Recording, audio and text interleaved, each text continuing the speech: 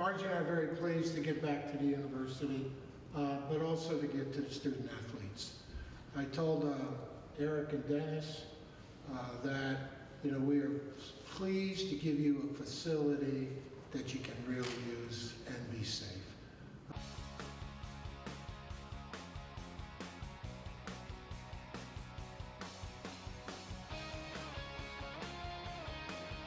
We received a very generous donation to our program from Bill and Margie, and we're very appreciative. So sent them out a letter to them to thank them, and just really from the bottom of my heart about the donation they made. So I think that triggered the next meeting with Neil and James Brothers, and kind of as Neil explained, we kind of told him what we needed and what we wanted, and they just decided to donate, which is just incredible. And our facility is now a premier training field. So it's great for the student athletes. It's one of the biggest needs that we had for both men's and women's soccer. And Bill and Margie, this first time we got to meet them, in person. So it's just great to be able to spend some time with them, and just great people.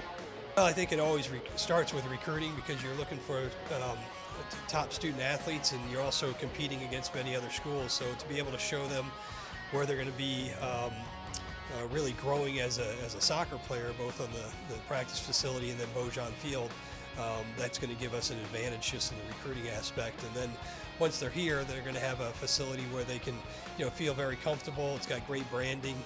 It's going to have a nice surface for them to train on, and so just overall it just enhances our program, allows us to evolve, and I know our student athletes were extremely excited to be able to have that as part of us.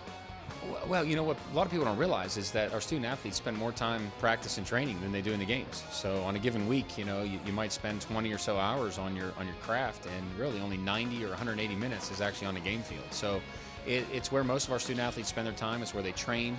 It's where they develop as a team, and where they grow throughout preseason camp. So it's a critical component to what we do. Yeah, it'll help us have better resources and facilities for our current student athletes. So the environment, the training environment that we're able to produce for our current players is first class. So I think that incoming recruits, when they come visit the University of Dayton and they see firsthand the facilities that we have access to on a daily basis, it speaks to the support that we have for our soccer programs here. It speaks to how much they care. It speaks to how much they've invested into the future and the growth of our programs.